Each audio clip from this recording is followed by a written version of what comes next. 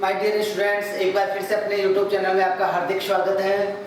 हम पढ़ रहे हैं फ्रूट प्रोडक्शन और फ्रूट प्रोडक्शन के अंतर्गत जो लास्ट टॉपिक पढ़ा था हमने, वो पढ़ा था बनाना। आज का टॉपिक है हमारा पपाया यानी केरी का पपीता। केरी का पपाया कहने का मतलब है पपीता हमारे को पढ़ना है। पपीता हमारे को पढ़ना है। पपीता का जो बॉटनिकल नेम है वो क्या है हमारे पास में? केरी का पपाया। बॉटनिकल नेम क्या आ गया हमारे पास में? केरी का पपाया आ गया। देखिए इसकी फैमिली, तो ये किस फैमिली के अंतर्गत आता है? केरी केसी फैमिली के अंतर्गत आता है। किस फैमिली के अंतर्गत आता है? केरी केसी फैमिली के अंतर्गत आता है। मैं बात करूं इसके ओरिजिन पैलेस की, तो ओरिजिन पैलेस बेटा आपको याद रखना है या तो मेक्सिको। क्या याद रखना है आपको? या तो मेक्सिको याद रखना है, या मेक्सिको ध्यान न रखे आप ध्यान रख सकते हो उष्ण अमेरिका, यानी दोनों आपको ध्यान रखना है। हो सकता है उष्ण अमेरिका भी आपके पास मिल जाए और हो सकता है आपको मेक्सिको भी मिल जाए। दोनों में से कोई भी आपको यदि ओरिजिन पैलेस मिलता है तो वो दोनों ही इसके राइट आंसर है। उसके बाद बात करूं मैं इसमें 2n बराबर यानी गुणसूत्रों की संख्या कितनी होती है, तो बेटा ध्यान रखना है आपको यहाँ पर कि पपीता में गुणसूत्रों की संख्या कितनी होती है? 2n बराबर 18 होती है। कितनी होती है? 2n बराबर 18 होती है। और ये किस प्रकार की होती है? द्विगुणित होती है। किस प्रकार का होता है? ये द्विगुणित होता है। ठीक है। उसके बाद देखिए बेटा हम बात करते हैं इसमें विटामिन की, कि विटामिन कौन सा पाया जाता है। तो काफी अच्छे से इस चीज को हम समझ चुके हैं। पपीता के अंतर्गत विटामिन ए पाया जाता है। कौन सा विटामिन पाया जाता है? ए विटामिन पाया जाता है। कितनी मात्रा होती है? तो देखो 2020 से लेके 2400 IU तक होता है। इसकी जो मात्रा होती है प्रति 100 ग्राम में, जो मात्रा हमने देखी है वो देखिए 2020 से लेके और 2400 IU तक। कुछ कंडीशन में आपको 2500 IU भी मिल सकता है, लेकिन आपको जो भी रेंज मिलेगी वो मिलेगी 2020 से लेके 2400 या 2500 तक, जो मोस्टली 2400 तक याद रखोगे। फिर बात करूं मैं इसमें विटामिन सी भी पाया जाता है, ये भी आपको ध्यान रखना है। पपीता में कौन सा विटामिन पाया जाता है? विटामिन सी भी पाया जाता है। और इस विटामिन की मात्रा यहाँ पर कितनी होती है? 85 मिलीग्राम होती है। कितनी होती है? 85 मिलीग्राम होती है प्रति 100 ग्राम में। तो याद रखोगे पपीता में विटामिन ए भी पाया जाता है और विटामिन सी भी पाया जाता है। फिर बात करते हैं पपीता का लाल रंग। देखो पपीता का एक तो होता है लाल रंग, पपीता का जो लाल रंग होता है वो किसके कारण होता है, और एक होता है पपीता का पीला रंग। अब दोनों चीज यहाँ पर ध्यान रखोगे। ठीक है। तो जो पपीता का लाल रंग है वो तो किसके कारण होता है? लाइकोपीन के कारण होता है। पपीता का जो रेड कलर होता है वो रेड कलर किसके कारण होता है? लाइकोपीन के कारण होता है। लेकिन हम बात करें पीला रंग की, तो पपीता का जो पीला रंग होता है वो किसके कारण होता है? केरिका ज़ैंथिन के कारण होता है। किसके कारण होता है? केरिका ज़ैंथिन के कारण होता है। ठीक है। चलो इसके बाद देखिए हम देखते हैं इसकी जलवायु। हमारे को क्या देखना है? जलवायु। तो इसकी किस प्रकार की जलवायु के अंतर्गत आता है? ये उष्ण जलवायु के अंतर्गत आता है। टेम्परेचर की यदि मैं बात करूं तो टेम्परेचर हमारे को कितना आवश्यक होता है, ये चीज आपको ध्यान रखना है। तो देखो इसके लिए दो टेम्परेचर आप याद रखोगे। एक यदि हम बात करें तो नॉर्मल जो टेम्परेचर हमारे को चाहिए वो चाहिए 22 से 26 डिग्री सेंटीग्रेड। लेकिन यदि मैं बात कर लूं रात के औसत तापमान की, इसके रात के औसत तापमान की बात करूं, क्योंकि देखो क्या होता है सर्दियों में पाला पड़ता है, तो रात के औसत तापमान की मैं बात करूं तो हमारे को कितना टेम्परेचर चाहिए? 12 से 14 डिग्री सेंटीग्रेड चाहिए। पाला के प्रति क्या है? सहनशील है या संवेदनशील? पाला संवेदनशील। क्या है? पाला संवेदनशील। अरे केला भी संवेदनशील था और पाला भी क्या है? संवेदनशील ही है। ठीक है। फिर चलो बात करते हैं इसकी परिवर्धन की। पपीता का परिवर्धन बहुत अच्छे से ये भी समझी हुई चीज है। किसके द्वारा होता है? बीज के माध्यम से होता है। किसके माध्यम से होता है? बीज के माध्यम से होता है। अब हमारे को याद रखना है इसकी सीड रेट, बीज दर। तो देखो बेटा यहाँ पर दो चीजें याद रखोगे, एक गाइनोडायोसियस, एक तो गाइनोडायोसियस के लिए याद रखोगे और एक आपके लिए किसके ध्यान रखोगे? यानी जो आपके एक लिंगी फूल है उसे एक लिंगी फूलों के लिए आपको याद रखना है। अब देखो यहाँ पर मैं बात करूं, ठीक है, तो यहाँ पर हम बात करते हैं पपीता किस प्रकार का प्लांट होता है, पपीता किस प्रकार का प्लांट होता है, यहीं पर बता देता हूँ। चलो यहाँ देखो इधर पपाया, देखो एक होता है डायोसियस और एक होता है मोनोसियस, ये दो शब्द हमारे पास में आते हैं, हमने एफ के अंतर्गत पढ़ा था, डायोसियस और मोनोसियस। डायोसियस को हम बेटा क्या कहते हैं, एक लिंगी कहते हैं, डायोसियस को हम क्या कहते हैं, एक लिंगी कहते हैं। और इसके अंतर्गत दो एग्जांपल हम देखते हैं, पपीता और खजूर। बेटा कौन से एग्जांपल देखते हैं, पपीता और खजूर, यहाँ बाकी सब आ जाएंगे। तो यहाँ पर एक लिंगी पपीता और खजूर, यानी यहाँ पर हमने पढ़ा गाइनोडायोसियस। गाइनोडायोसियस का मतलब भी क्या होता है, उभयलिंगी होता है। गाइनोडायोसिस का मतलब क्या होता है, उभयलिंगी होता है। बात करें एक लिंगी पपीता किस प्रकार का होता है, आपके डायोसियस प्लांट है, यानी एक लिंगी पादप है। अब यहाँ पर एक लिंगी पादप है तो यहाँ पर आपके क्या होगा, नर और मादा पौधे अलग अलग होंगे, तो यहाँ पर नर और जो मादा का अनुपात होगा वो कितना होगा बेटा, 1:10 होगा। आगे समझ में। अब यहाँ ये देखिए कि इसमें दोनों में से आपके गाइनोडायोसियस उभयलिंगी प्लांट हो गया और एक लिंगी प्लांट कौन सा हो गया, आपके डायोसियस हो गया। पपीता मोस्टली क्या है, डायोसियस है, लेकिन कुछ वेराइटियां आजकल क्या हो गई इसकी, गाइनोडायोसियस भी आने लग गई है, ठीक है। तो गाइनोडायोसियस की जो वेराइटी हम बीज दर लेंगे वो हमारे को कितनी लेनी है, 150 ग्राम लेनी है। गाइनोडायोसियस की जो सीड रेट होगी वो तो कितनी हो जाएगी हमारे पास में, 150 ग्राम प्रति हेक्टेयर हो जाएगी। लेकिन एक लिंगी यानी आपके डायोसियस जो प्लांट होगा उसकी सीड रेट हमारे को क्या रखनी पड़ेगी बेटा, ज्यादा रखनी पड़ेगी। और यहाँ पर हमारे पास में जो सीड रेट आएगी वो कितनी आएगी, 200 से 300 ग्राम प्रति हेक्टेयर। कितनी सीड रेट आएगी हमारे पास में, 200 से 300 ग्राम प्रति हेक्टेयर आएगी, ठीक है। चलो इसके बाद देखिए इसकी वेराइटी हम पढ़ते हैं।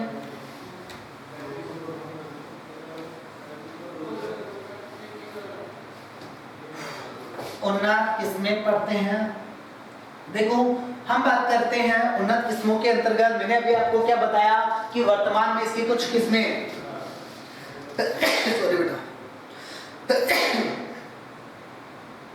वर्तमान में इसकी कुछ किस्में क्या हो गई, गाइनोडायोसियस आने लग गई। तो आपको ध्यान रखना है कि गाइनोडायोसियस वेराइटियां कौन कौन सी है, उभयलिंगी वेराइटियां कौन कौन सी है, उभयलिंगी वेराइटियां की कौन कौन सी है। तो देखो उभयलिंगी वेराइटियों के अंतर्गत मैं बात करूं तो इसके अंतर्गत वेराइटी आ गई पूसा डेलिशियस, वैरायटी कौन सी आ गई अपने पास में, पूसा डेलिशियस आ गई।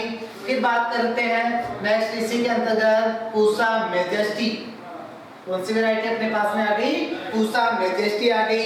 फिर बात करते हैं कुर्ग हेनिड्यू। अब यहाँ देखिए तो जो कुर्ग हेनिड्यू है ये अपने राजस्थान के लिए मोस्ट इंपोर्टेंट वैरायटी है। तो पूसा डेलिशियस हो गई, कुर्ग हेनिड्यू हो गई, पूसा मेजेस्टी हो गई, सूर्या आ जाएगी, सनराइज सोलो आ जाएगी, सूर्या आ गई, सनराइज सोलो आ गई, ताइवान आ गई, रेड लेडी 786 आ जाएगी। कौन सी वैरायटी अपने पास में आ जाएगी, रेड लेडी 786 आ जाएगी, को 3 आ जाएगी, को 7 आ जाएगी। ये भी क्या है आपकी गाइनोडायोसियस वैरायटियां हैं, ठीक है। इसके बाद देखिए इसकी पपेन के लिए वैरायटी, किसके लिए देखते हैं हम, पपेन के लिए वैरायटी देखते हैं। पपेन के लिए वैरायटी एक तो बेटा आपको यहाँ से उठानी है पूसा मेजेस्टी, कौन सी वैरायटी आपको लेनी है, पूसा मेजेस्टी वैरायटी लेनी है। इसके अलावा आप क्या करोगे बेटा, को 2 और को 5 जो वैरायटी है वो आप काम में लोगे। तो पपीता के लिए आप देखो गाइनोडायोसियस के अंतर्गत तो Pusa delicious, Pusa majesty, Coorg honeydew, Surya, sunrise solo, Taiwan, red lady 786, को 3, को 7 ये वैरायटी है। तो अपने पास में क्या आ गई, उभयलिंगी वैरायटी आ गई, यानी आपको क्या होगा, अलग नर और मादा पौधों की आवश्यकता नहीं पड़ेगी। इसके बाद में उस पपेन के लिए हमने बात की पूसा मेजेस्टी, को 2, को 5 जितनी सारी वैरायटियां आती हैं, यानी यहाँ तक छोड़ के वो सारी की सारी इसकी किस प्रकार की वैरायटियां होगी, एक लिंगी वैरायटियां होगी, ठीक है।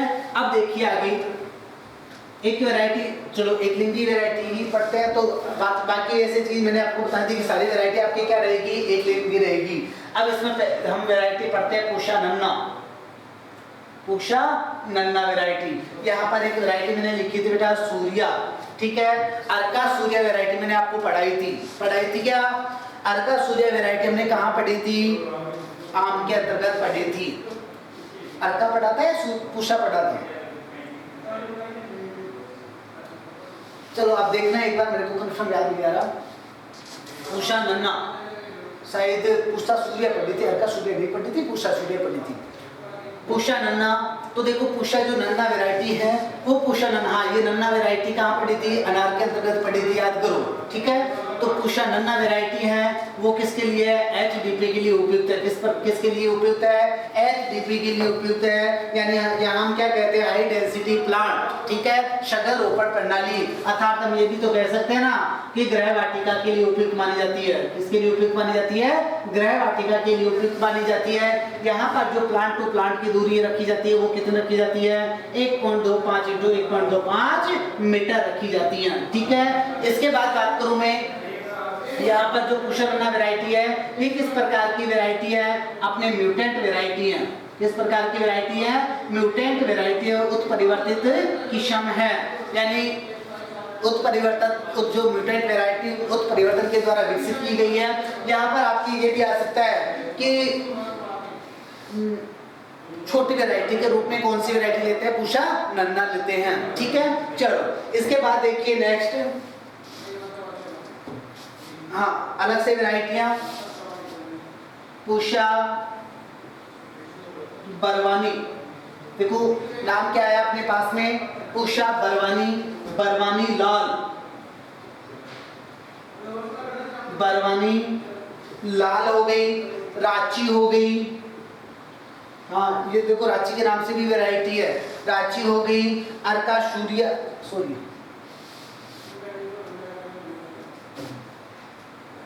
बिल्कुल बिल्कुल बिल्कुल, अपने आप ही ये चीज समझ में आ गई बेटा। अब मैंगो के अंतर्गत हमने देखा था पूषा सूर्या, अर्का सूर्या भी किसकी है? पपाया की वैरायटी है। किसकी वैरायटी है? पपाया की वैरायटी है।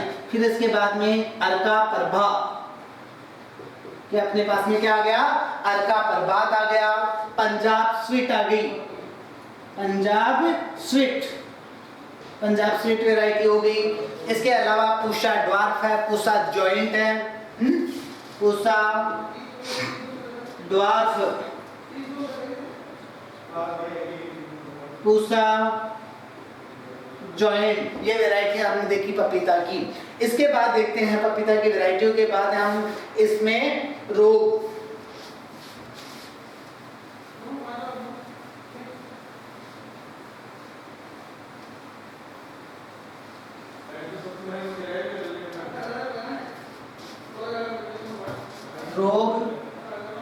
रोगों में पहला रोग देखते हैं लीफ कर्ल,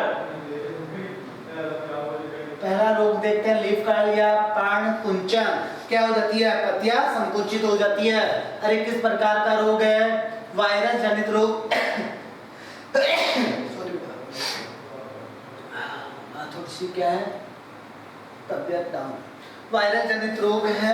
वायरस जनित रोग किसके द्वारा फैलता है? सफेद मक्खी के द्वारा होता है। यानी आपकी जो पपाया है, इस पपाया में जो आपकी लीफ कर्ल रोग होगा वो लीफ कर्ल रोग किसके द्वारा फैलाया जाएगा? सफेद मक्खी नामक कीट के द्वारा फैलाया जाएगा। इसके बाद नंबर 2 पे देखिए डैम्पिंग ऑफ, नंबर दूसरा रोग कौन सा आ जाता है आपका? डैम्पिंग ऑफ आ जाता है, आर्द्र गलन आ जाता है। और ये किसके कारण होता है? पिथियम स्पीसीज के कारण होता है। बेटा किसके कारण होता है? पिथियम स्पीसीज के। यदि आपको पूछा जाए, देखो इसमें एक रोग हो रहेगा, नंबर तीसरा तना गलन आता है। अब यहाँ पर आपके पास में क्या आ जाता है? एक तो आर्द्र गलन और दूसरा तना गलन। तना गलन जो रोग होता है वो भी कवक के कारण होगा, और यहाँ पर जो कवक होगा वो कौन सा होगा? फाइटोफथोरा पाल्मिवोरा, फाइटोफथोरा पाल्मिवोरा, ये हमारे पास में 2 रोग आए। अब यहाँ देखिए हम ये कहते हैं कि नर्सरी में जो रोग होता है वो नर्सरी में होने वाला रोग तो कौन सा आपका डैम्पिंग ऑफ रोग है। लेकिन जब यदि हम बात करें यदि फील्ड की, तो फील्ड में कौन सा रोग ज्यादा रोग नुकसान पहुंचाता है, तना गलन रोग पहुंचाता है। और तना गलन किसके कारण से होता है, आपके फाइटोफथोरा पाल्मिवरा नामक कवक के द्वारा होता है। आगे समझ में चलो। इसके बाद देखते हैं नंबर 4 पे इसका मोजेक रोग। मोजेक रोग भी किसके कारण होता है बेटा, मोजेक, अरे येलो मोजेक बोल दे, बात एक ही है, पीला मोजेक बोल दो। तो ये भी किसके कारण होगा, वायरस के द्वारा होगा। किसके द्वारा होगा, वायरस के द्वारा होगा। बताया हुआ है वायरस को यानी वेक्टर होगा।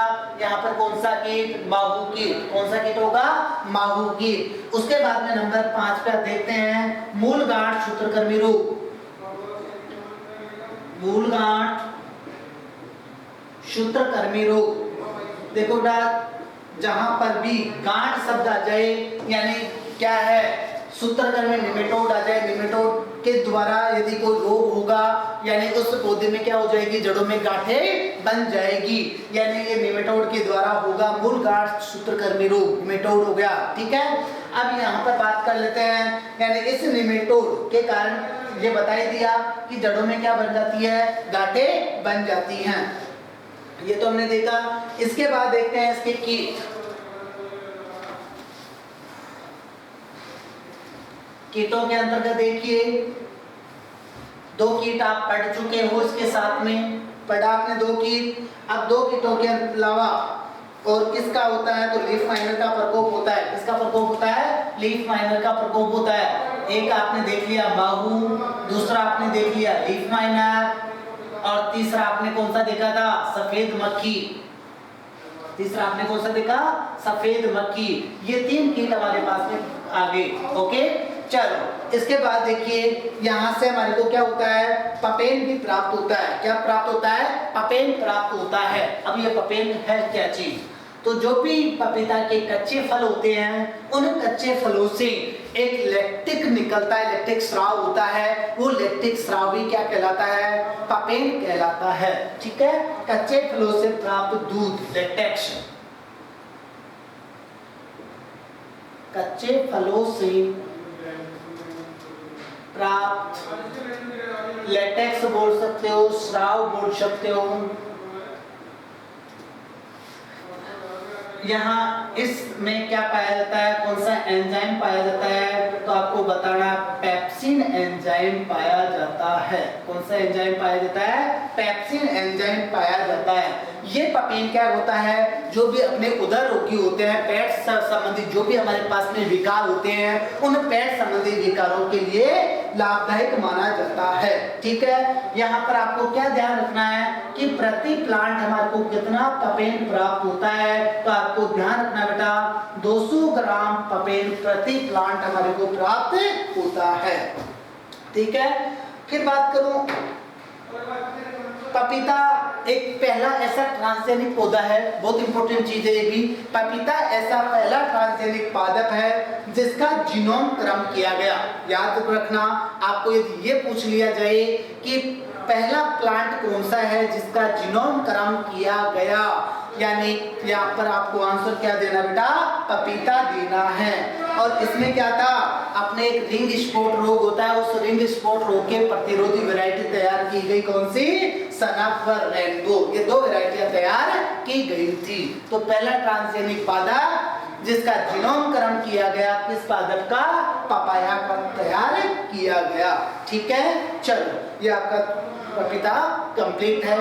इसके बाद में पपीता के बाद में शायद हमारे पास में एक फल वृक्ष बच रहा, 2, एक आपके कौन सा, ग्रेप्स, और दूसरा आपके बिलपत्र। ये हम देखते हैं नेक्स्ट लेक्चर में। Okay, thank you.